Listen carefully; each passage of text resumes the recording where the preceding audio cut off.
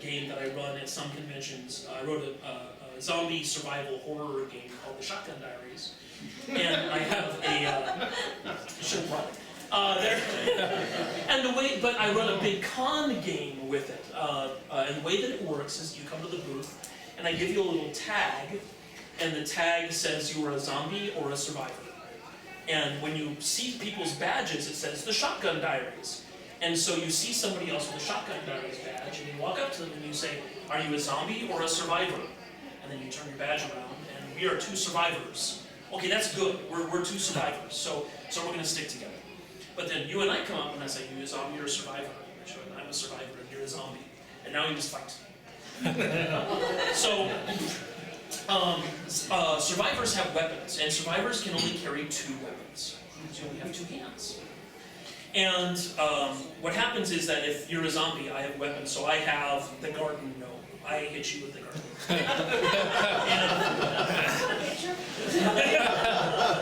and so you have a zombie token.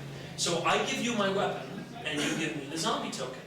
Now I go back to John Wick's booth, and I have a zombie token. I say, I have a zombie token. And I clip your badge, and when you get 10 clips, when you kill 10 zombies, I let you unlock certain things. You become a tough survivor, and you become a smart survivor.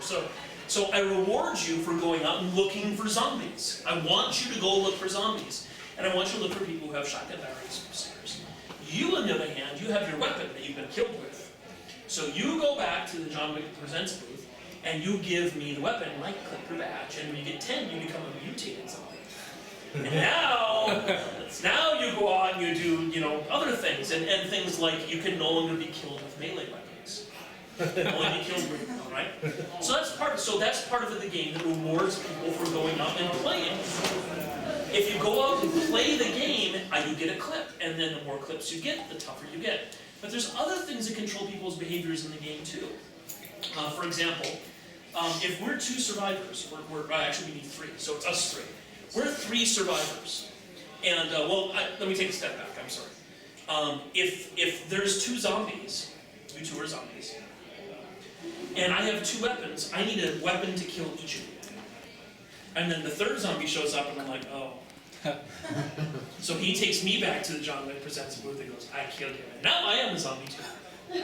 So the game starts with lots of survivors and 1 zombie. And within a couple hours, lots of zombies. Now, here's the rule about survivors. If there are 3 or more survivors together in one group, we can kill any number of zombies with 1 weapon. Because we're a group, we're a team. We're going to stick together, and that's what you do in zombie horror. You stick together, right? We're going to make it if we stick together.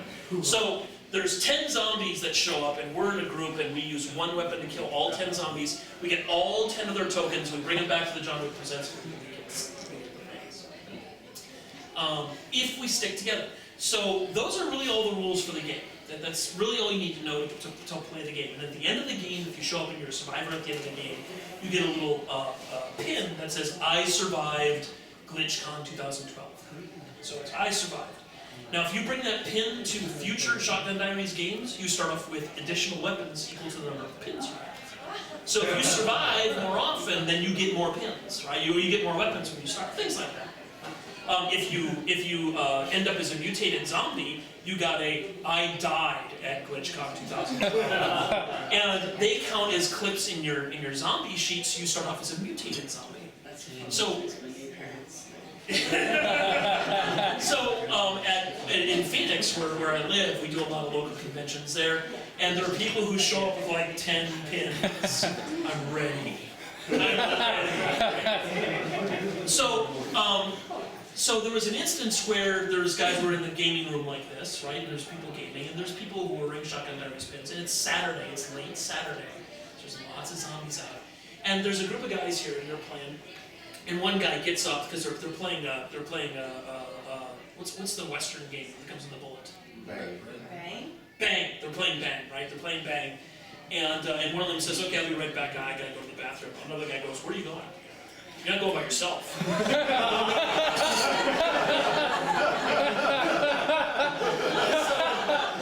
It was at that moment, because And so again, mind control. So when talking about game design, when talking about game design, you should point out that there was the one master zombie that sat outside the back. yeah, there was a guy who sat outside just waiting for people.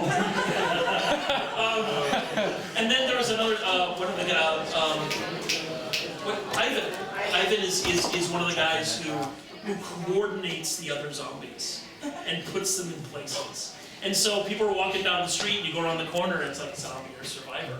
Oh, I'm a survivor. I'm a zombie. You're like, oh, okay, there's a weapon. Go around the corner. Zombie or survivor. Oh. So, anyway. So, one of the things that I learned from my friend Jared was to ask 3 questions when people are talking about game design. And this is a useful tool that I use to kind of, it's like a compass that I use to get through the murky, dark points of game design. And the questions are, what is your game about? How does your game do that? And what behaviors does that game reward? And then I have a 4th question, which is, why is that fun? Jared says if you answer the first 3 questions, you don't have to answer the 4th one. Do that. And hey. So people come. One person came to me and said, "So John, what's your zombie survival game about?" And I said, "Watching people." It's how much can I modify people's behavior? But yeah, let's take a look at that. Let's take a look at those 3 questions really quick when you talk about game design, because they're useful. They're useful questions to kind of get you on the right track. And the first question is, what is your game about? And this is a question a lot of people misunderstand. They just kind of like, because a lot of times I ask people and they say, I'm designing a role-playing game. And I'm like, okay, well what's your game about? I said, well, it's a post-apocalyptic game, and I'm like, no, that's where your game happens. What's your game about? Like, well, it has strength and intelligence, and I'm like, no, that's not what your game is about. What's your game about? And then finally we boil it down.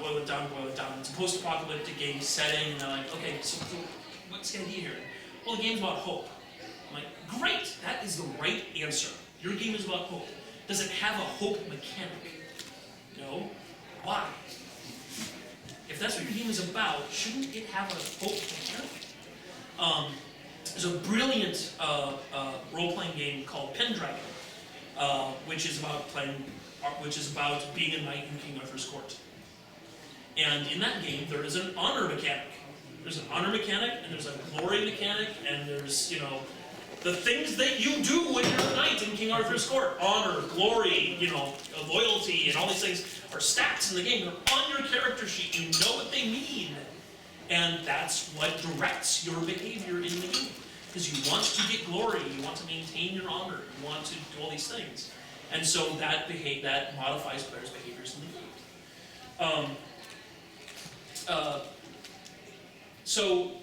So what is your game about? That's the first question. And then stick with that and keep moving. You may change that answer in the middle of designing your game, but that means but then you should change your game.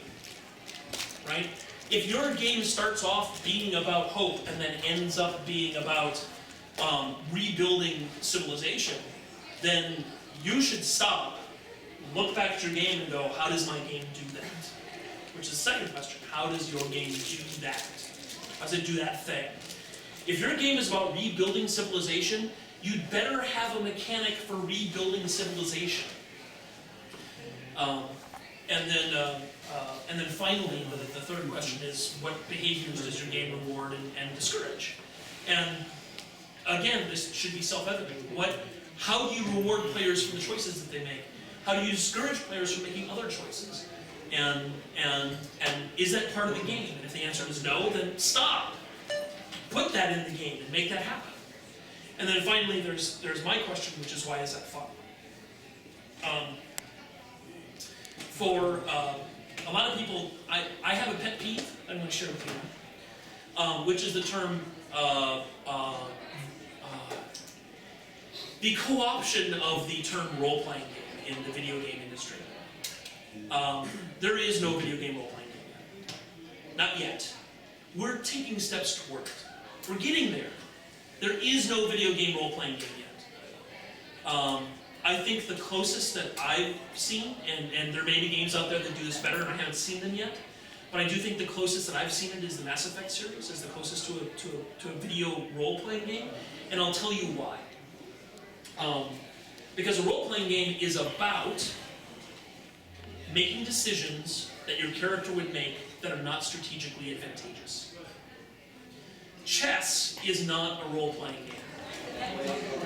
It's a board game, and it involves moving pieces around. And that's fine.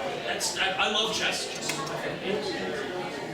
However, it's not a role-playing game. But you can make it a role-playing game by giving motivations to your pieces, by giving your pieces names. You can name all of your pawns, right? You can give names to all your pawns. And I stumbled across this when I was playing chess with my friend Steve Swarter, who taught me how to really play chess. Because Steve, we're playing chess one day and I moved my rook. And Steve said, "You don't like your rook, do you? Your rook is sleeping with your queen. You're going to get him killed. You're moving into a position to get killed."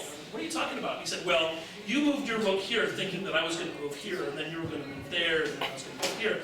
But that's not what's going to happen. You moved your rook here, and I'm going to move here, and then you're going to have to move your queen back, and then I'm going to move here, and then I'm going to kill your rook." He's like, "See, you don't like your rook." And that's when I had the epiphany of role-playing games are games where character motivation is more important than strategic or tactical advantage. In the Mass Effect games, you can make choices that cut off advantages. Because my shepherd wouldn't do that. Or my shepherd would do that. So, for example, there are choices in the game with, has everybody seen Jack running around? Mm-hmm. It's good costume. There's a character in Mass Effect who you can choose to have a romantic relationship or choose to have a one-night stand with. If you choose to have a one-night stand with Jack, you cannot have a relationship with Jack. And if you make that choice, if your shepherd would do that, then you have cut off a part of the game that you will not experience with your shepherd, with that shepherd. That is stepping closer towards role-playing game. With video game design, and with game design in general, the question is why is the John question here is why is that fun? But more importantly, if we're going to be talking about games like role-playing games or storytelling games or anything like that, or actually any kind of game, which is ask yourself, why is this fun? If you can't answer that question, you should probably not put it in the game. Everybody here play Fable? Fable 1, 2, or 3? How many people remember the tower? Being in the tower? We said, "Honey, sweetheart, where's She's my wife?" gone. She's gone? Okay. She abandoned Honey, you. Rob, what's the, sorry. You played Fable, right? No? Yeah. Okay. Who here remembers what I'm talking about? Is that Fable 1, or Fable 2 or 3? The Spire. The Spire in 2, right? Where you go up in there's a situation where, this is another really good example, you spend the whole game building your character up with experience points, right? And then part of the plot is you go to this place where, because Fable is about the choice between good and evil. That's what it's about, right? And the consequences of those choices. So you go into the Spire because you're going to stop the evil bad guy, and what happens is you become a slave. Thank you. Have a nice day. You become a slave. And you get presented with choices. And the choice is, if you take the evil decision, you will get more experience points. And if you choose the good decision, you will lose experience points. They will take them away from you. You will lose powers. And someone told me, and said, "John, when you play this, you're going to have so much fun." And I was like, okay, well, we'll see. So, because I didn't know it was coming. And so I go to the Spire and like, "No, you will do the evil thing or you will be punished." And I'm like, okay, well, I'm not going to do the evil thing because I'm playing a good character, so screw you. And he went, "Therefore, you will be punished." And I saw my experience points go down. I'm like, "You bastard." It's on. and when I was playing, and my wife is back, and when I was playing, I turned to her, I'm talking about the Spire in Fable 2. And I told her, I said, "That guy right there, he's the first on the list." First on the list. And I waited, and it's a 30-minute, like, you can play it out, but there's like 30 minutes of that game where you just lose experience points. Everything you fought for. You didn't because you decided not to. Well, I played it twice. I played good and evil, but but that first one was like, oh, I'm so good. But even then, I was playing. That's right. I was playing evil, and he said, "You will do this evil thing." I'm like, "Screw you! I'm not going to do what you say." Okay. You think you're evil? I've got your number. And I was playing this whole thing, and I'm sitting here with the control in my hand, which is useless because all it is hitting a decision. And I'm going, oh, I'm dreaming of ways to kill you. Just dreaming of ways to kill you. And the great thing about it is that at the end of that, they make the revenge against that guy emotionally satisfying. Because if it was just like a cutscene, where you just like, oh, yeah, and then you die, that's not fun. It's not fun. Even if you're playing an evil character, you're like, I'm evil, you're not evil, I'm evil, don't tell me what to do. Like, oh. So, that was the beauty of it, is that it made it emotionally satisfying to kill that guy. Right? Just murder him in the face. Right? So, just fun. There is a choice, I think, I may be wrong about that, I may be misremembering, I think there's a choice to like be merciful to him at the end of the whole spider thing, I think, maybe. I never chose that. That's okay. You're talking about how does your game do things. Yeah, how does your game do? Yeah, so there you go. That was a really good way of making something that was not fun. The idea where you're working all this way and then you lose all the experience points. They turned it into something really fun. And I understand there was a lot of mixed.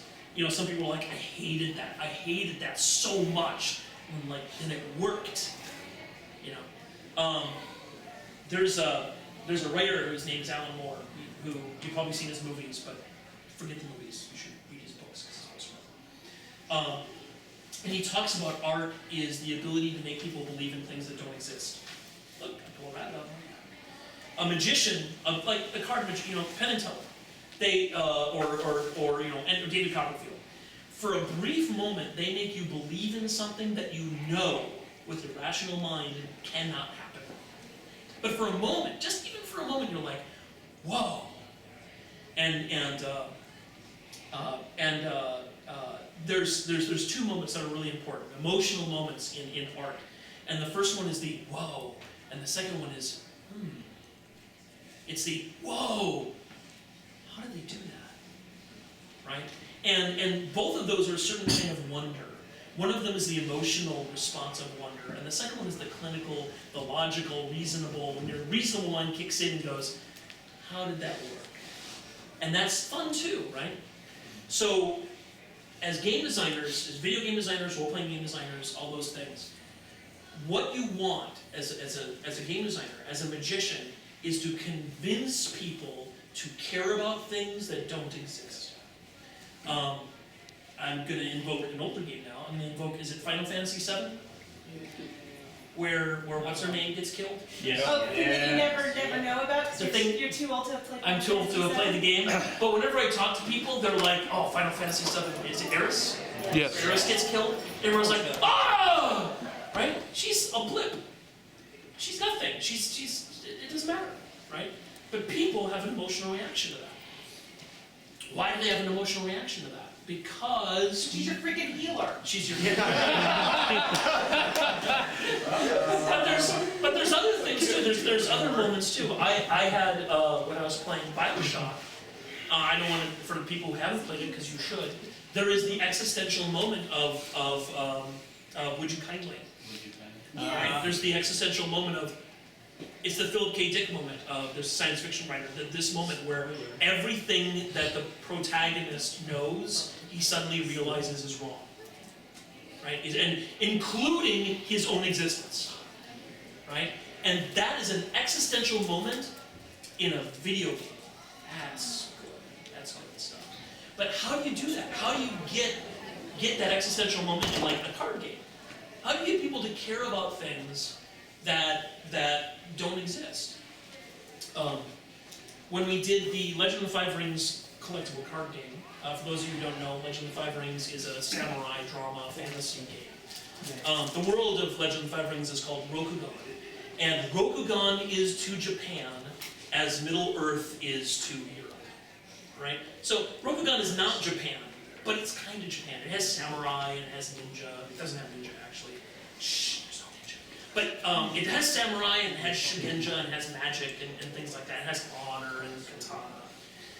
And it has clans. It has all these clans. And what we did with the clans to get people emotionally invested was, first we made compelling characters. We made characters in the game that people would like. But more than that, overarching, was that we gave each clan a philosophy.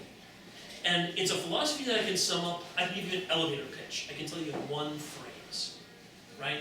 So for all the different clans, for example, the Crab clan, each of the clans has made a promise to the Emperor to do a thing for him, to do a job for him.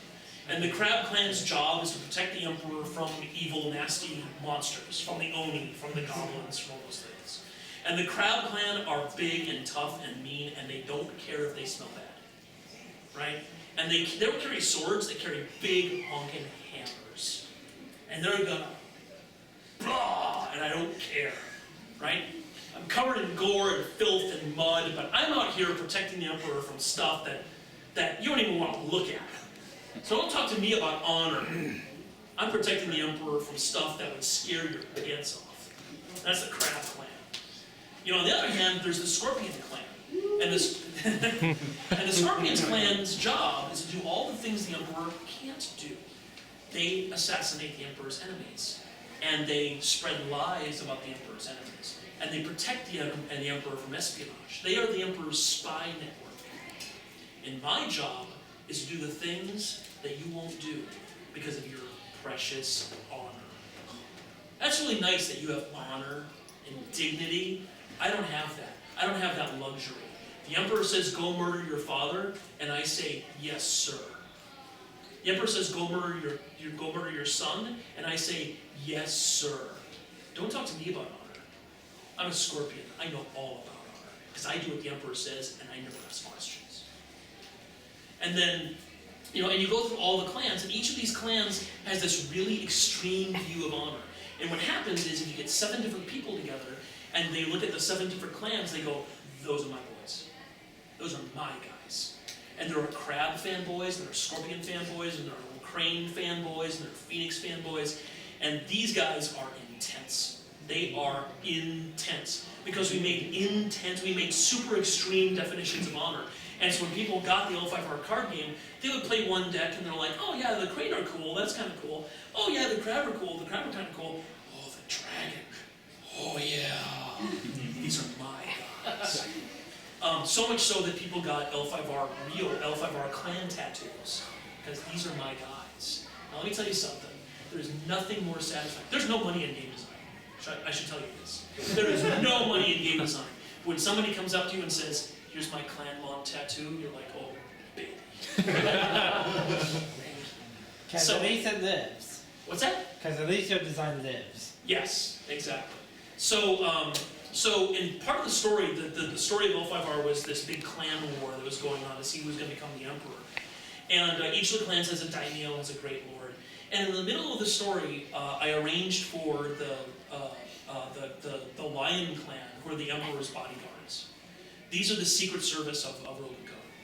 And I love, in all storytelling, I love that guy. I love Kyle Reese from Terminator. Nothing is going to hurt you. I am going to, when he talks about the Terminator, he's like, everyone remembers it's remorseless, it has no pity, it has all these things. What I want you to do is look at his eyes, and you know what? He describes this thing as merciless. There's no way to stop it. The technology of this world can't stop it. Nothing can stop it. And you know what he's telling her? I'm going to protect you from that. This thing is unstoppable. And it's going to kill you. But it's got to get through me first. That's high. There's that great line from the West Wing TV show where they're talking about the Secret Service. And the Secret Service, the real, honest-to-God Secret Service, there is a guy on the president's detail. His job is to take the bullet. That's his job. His job is to get between the gun and the president, and he's not allowed to wear a bulletproof vest. His job is to stand there, right? Okay, I gotta ask, what's with the no bulletproof vest thing? Because it gets in the way. It limits your movements. It also tags you as the guy. And it also, yes, and it tags you as the guy who gets between the president and the bullet. But if everybody's wearing bulletproof vests, who cares? No, because they don't do it. They don't wear bulletproof vests because it gets in the way. It's bulky. It gets in the way. It gets hung on things. You don't And do they it. do a lot of stuff that's not necessarily bad. Yeah. So But your that's point is that like guy. that guy. Yeah, that's that guy. I love that guy. And the Lion Clan is that guy. He is the Emperor's bodyguard. The Emperor's bodyguards. And so I wrote wrote the storyline that the daimyo of the Lion Clan commits seppuku. She kills herself because she failed in her duty. And the moment that I said that, the Lion Clan fanboy on our staff, Dave Williams, who is one of the best game designers I've ever met, Dave Williams, sitting down, I'll never forget this. We're sitting down, we're going through the storyline for the next arc, and I said, and then she commits seppuku. And he goes, that's not going to happen. That is not going to happen. And he, for 10 minutes, he went on about how we will piss off the Lion Clan fanboys. They will get so mad, they'll stop playing the game, they'll do this, we'll do this, we'll do this. And then John Zentra going company at this 10-minute rant, he's like, that is not going to happen. And then after that, there's this moment of silence, and John Zentra, the only company, goes, we're doing it. And it was true. We killed she killed herself, and there was like each of the clans had a fan website, and the guy who ran the Lion Clan fan website, he's like, screw this game, I'm out of here, and he dropped his website. And I was like, we win. We win. And you know why? Because Matsusuko, this card is a piece of paper. It's nothing. She's a painting. She's nothing. She's an idea. She's electricity in your brain. That's all she is. And you've just had this overwhelming emotional reaction to a piece of paper, to electricity running around your brain. That's awesome. That's magic. That's cool. And that's what stories do. That's what makes games work, is when you have an emotional reaction to something that does not exist. When Eris dies, everybody goes, oh, that sucks. When, Tutori's a bigger badass than Ariel. oh, well, there's that. That's a different story. But you know, think of video games and movies and things that you've seen and played and everything, and you had the moment where you just threw the goddamn controller. And it wasn't because you've been trying to get by this boss for 4 hours. No, because We've all been there. somebody when I'm done with this rant, say boss monster for me, okay? But it's not because you're going by trying to get by this level for like the last 4 hours. No, it's when something happens in the storyline of the game, or something happens and you're like, wow. Like a plot twist. Yeah, like a plot twist, or anything like that. So much of game design is about accomplishment. It's about getting all the way to the end of the level. But you won't get players to the end of the level if you don't push them before that. How many games have you started playing and you just stopped? Right? And why did you stop? Because you're like, okay, I'm done. I'm done with this game. Because there's no emotional investment in it. You have nothing pushing you going on. Game design, actual game design is well and good. And it's number crunching, and it's dice tricks, and it's things like that. But getting players to care about things, that's hard. And that's, look at this guy. This guy right here. He's got an emotional investment. Why? Why does he have an emotional investment? Think about that for a minute. And when I was sitting in the signature line and all the guys were coming up with Master Chief helmets. Why Master Chief? Okay. Granted, everyone's got hots for a little glowing girl. But yeah. But there's the Master Chief helmet. That's you, TK? That's Mega Man. Yeah. That's Mega Man, yeah. Mega Man. Yeah, Mega Man. Why do people have emotional investments in these things? It's because people took care to make sure that people live. Okay, so boss monsters. Is that part of the game design that you're talking about? Yeah, boss monsters. Okay. Great. Boss monsters have a similar phenomenon in tabletop role-playing games and things like that. It's called the locked door. So if you're playing Dungeons and Dragons, You're playing Dungeons and Dragons, and you're in the dungeon, you come to the door. And here's the door is locked. Okay, the fighter makes his strength roll, he can't knock it down. The thief makes his pick locks roll, he can't get the lock. The wizard uses the spell, but it's okay. I guess we're done, let's go home. Right? You know, the adventure is on the other side of the door. Why is this here? To impede player progress? Is that fun? No! What are boss monsters there for? To lengthen the time that you're playing the game. Is that fun? No! You're sitting there for 4 damn hours! Oh, I'm gonna get by this boss, I'm gonna get by this boss, I'm gonna get It's not fun. That's, damn this game, I'm gonna beat it. You know, that's not, where's the fun in that? There's no fun. You know, there are no boss monsters in Halo 1. The boss monsters were the rooms. We're cutting through the rooms, right? Halo 2, there's boss monsters, and I'm like, God damn. All right. I still say I was only that one guy. No, there's all of them. I hate all of them. But yeah, it's the locked door. I'm gonna be a clever game designer to put something here in this game that the players can't get by. Ha ha ha. Oh, goody for you. Are they having fun? No. The adventure's on the other side of the door. You should never have a locked door, and use this locked door metaphor in things.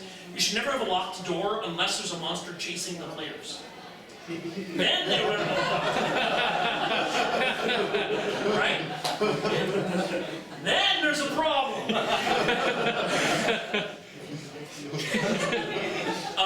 Anybody play Left 4 Dead? Okay. There are locked doors in Left 4 Dead. And there's zombies chasing you. And there's one guy going, I got this, I got this, I got this, and there's everybody else covering it. That's fun. It's not literally locking the door, but the locked door is a metaphor. The locked door as, we have to turn off the alarm. Right? And it's all the way the hell over there. Oh look, and there's a tank. And there's a witch sitting in front of the alarm. Thank you, AI director. I haven't played it yet, but I know that in Coldstream, the new DLC, that there's a window you have to go through, and there's a ladder, and at the bottom of the ladder there's a witch. I'm like, Hey guys. What's going on? alright, let's get the automatic shotgun. Let's hope it reaches. Oh, it didn't. Oh. Right? So again, and I'd like to use Left 4 Dead for another example. Left 4 Dead, what is Left 4 Dead about? People would say it's about zombies. What? No, it's not. Cooperation. It is, yes! What'd you say? Cooperation. Cooperation. It's not about survival, it's about cooperation. Oh, yeah. Right? If you, because there's a friend of mine, and his name is Ken. And my friend Ken he bleeds legendary. Right? When he buys a game, you know this guy. Everybody knows this guy. When he buys a game, he puts it in the box, and he turns it to the highest difficulty and he starts playing. You know that guy. You may be that guy. I hate you. Right? So Ken is awesome. We play any game you think of. And whenever the score comes back, there's like your score, that's in, you know, like 5,000. And then there's the next thing, like 6,000. And then there's Ken with 150,000. I hate this guy. However, I love playing. No, we love him. I love Ken. But I love playing Left 4 Dead with Ken, especially on Versus, when he's not on my team. Because what happens is that Ken, because in Left 4 Dead, if those of you who have not played it, it's a 4-player game, and there's 4 of you, and you need all 4 of you to make it through the level. Right? You need all 4 of you. And when you're playing Versus, there's 8 people, and one group is playing the super zombies, and one group is playing the survivors. And the super zombies are trying to kill the survivors, and the survivors are trying to get to the other level.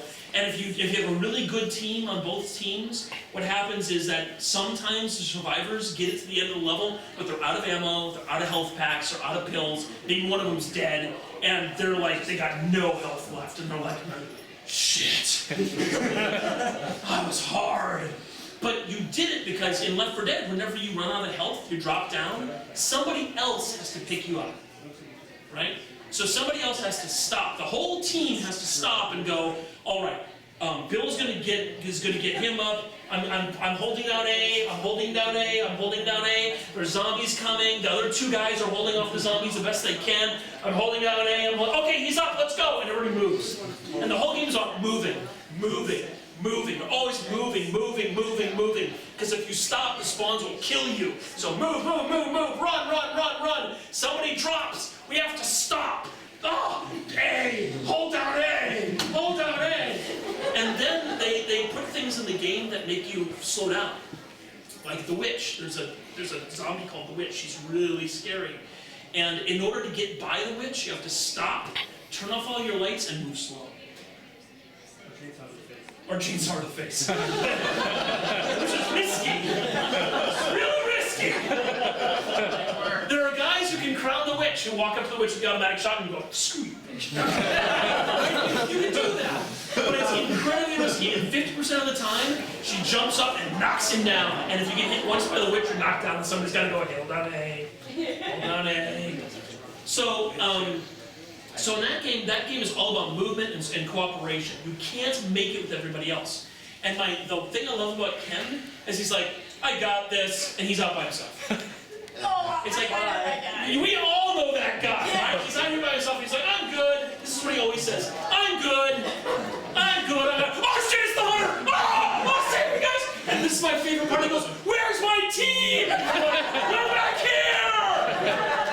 You ran ahead! Sounds exactly. Where's my team? We're trying. There's a lot of time. We're getting there.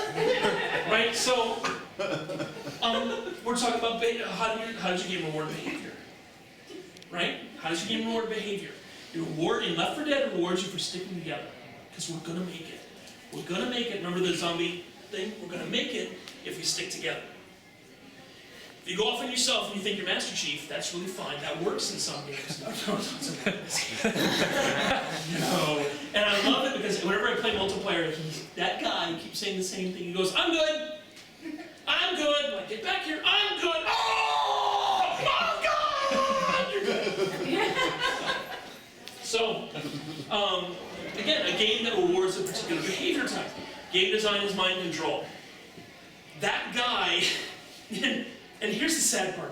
No matter how many times these guys play Left 4 Dead or what's the one? What's the game where there's two of you?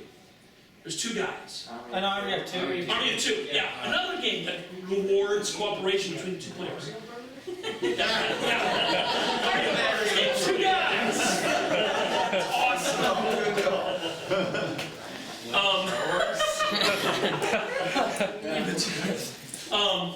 So anyway, keep all that in mind. What time is it? You have about 5 minutes, babe. I have about 5 minutes. Okay, so I'm going to finish this up really quick so we can get a couple really quick questions in. Number one, game design is mind control. Don't worry about the nitpicky stuff. You'll get there. You'll figure that stuff out. But number one, how are you going to control player behavior in your game? And number two, how are you going to get your players to care about the game? You get players to care about the game by using the same tricks that magicians and con men and storytellers have been using since the dawn of time.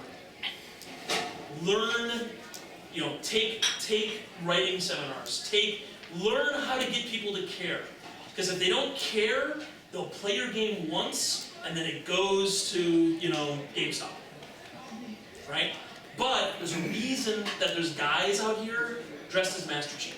There's a reason that Jack is running around. There's a reason that there's Mario. Right? There's a reason for this, and all of these things speak to different players in different ways, but they all have one thing in common. They make people care. And if you can make people care, you've got them for life. They'll put tattoos of your game on your body. So, there's that. So, that's my little game design summer. We've got 5 minutes. We have time for a couple of questions. Yeah? On that question, when you I don't like comments on the question. Okay, question. Okay. When searching for what is the game about, how would you remedy the fact that you can't get past zombie apocalypse or setting? Okay, so how many different zombie apocalypse games are there? There's like a billion, Yeah. right? Right? How many of them end up in GameStop? Like almost all of them. Yeah. Right? Why? Because nobody cares. It's like, I'm done. I played the game once, I'm done. Right? Right? I really liked LA Noire until I found out I wasn't the protagonist. And then I was done. Like, that was nice. When the game made a moral choice for my character that I had no participation in. Like, oh, okay. Really nice game until that moment. Right? So what's your game about? Pick that. Don't get. I mean, if your game's about a post-apocalyptic thing, okay, that's fine. I mean, that's where the game takes place. But what's it about? Is it about rebuilding civilization? Is it about finding other people? Is it about hope? Is it, what is it about? And then go from there. The armor piercing question. Nobody cares about armor piercing. How does that get people to care about your game? No. I said that was the armor piercing question. Oh, that was You armor asked piercing it. It was question. just like, Yeah. I don't know what my game's about. Go. Is there any games or game series where you actually do like the boss battles? He has a wife that continually argues with him that there are a few exceptions to that rule. I haven't played any that I liked, mainly because I'm not interested in learning patterns. That's not. So what? That's not true. I loved Arkham Asylum. Yes. Yes. Until the boss battles, and then I was like, oh crap. Okay. But we can agree that the boss battles didn't I love that Arkham City necessarily scaled back the boss battles a lot. Well, I like Arkham City as well. I have a question. Yeah, what's your question? Is there such a thing as overachieving for a certain, like, over-rewarding for a certain behavior? Yes. Okay. Of course. But if you give people little rewards, they'll thank you. Okay. You know, get a cookie. Right? But if you build up something, you better have an equal payoff. Otherwise, you get lost. Yeah. You get the Lost TV show, which is build up. Foreplay, no sex. All that for nothing. Okay, you got a question. So do you ever like consider the puzzle of as part of the mechanic of what makes a game fun? What I mean is like for whenever a boss battle is more like a puzzle of how do I solve this rather than just keep doing the same thing or figuring out the pattern. A lot of people say that the puzzle of what makes a game fun, Yeah. when they say that, I know they don't play their game. There are game companies who never play their game, Games Workshop. Right? There's a real telling thing about a certain edition of a certain game that's coming out soon. That, they're like, oh yeah, it's this. They keep talking in all these nebulous terms, and people play the game and they're like, the game you're talking about is not the game I'm playing. Whenever you play a game and the game that you read is not the game you play, it's because the designer didn't play it. And believe me, it happens a lot more than you think. So the nebulous question about what makes a game fun is playing it. You should talk about ice cream though, because there are there is ice cream. like Yeah. The ice cream. puzzles, The, that's not the kind of game he creates. I'll talk about the ice cream world. There's 31 flavors of ice cream. There's a reason. It's because everybody likes different flavors. I like a lot of different flavors of ice cream. Some of them I don't like. Some of them we call boss monsters. Right? But what's the big game that is boss monsters? Shadows of the Colossus. Yeah, Shadows of the Colossus. That's a game about boss monsters. I haven't played it yet. Although I've been It's told really good. We only have okay. so much time, but I only have so much time. But, Sly Cooper. I like Sly Cooper. It has boss monsters. yeah, but Sly has a lot of style. It does a lot. So yeah, You're talking about the game which is coming out in another version and how it doesn't play like it reads. And I think that also is partly affected by when you have a particular person who is GMing a game talking about how they GM it, and then how does that come out once the game actually comes out? Because if you have somebody talking, oh, I run this game and it works this way, and then once the game comes out, that's not. I read about how these people play the game, and that's not what the game says. You create a character based on a hack and slasher, but find out that it's all about trap disarmament. Yeah, that might be. I mean, well, some of the best games ever played were with awful systems with a really good game master. right. And what they convinced me is that the system really almost doesn't matter. Yeah, For you're role-playing getting a games, storyteller. It almost doesn't matter. But that's for role-playing games, and that's a That's a big subject. We can talk about later. One more question, and we're gonna go. Alright, Better be a good one, man. okay.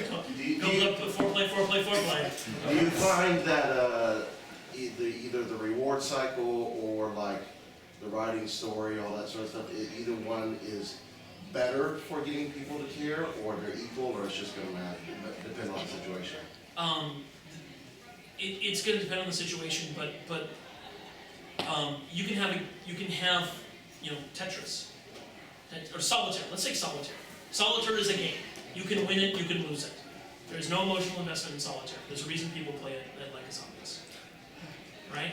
However, you get another solitaire-like game, like that was on the tip of my tongue. What's that? Freestyle. Freestyle.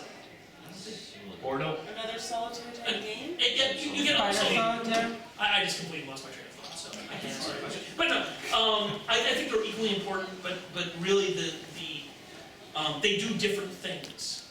One thing will keep players playing your game, and the other one will make the game fun. Right? And those two things have to work in concert. You need both of them.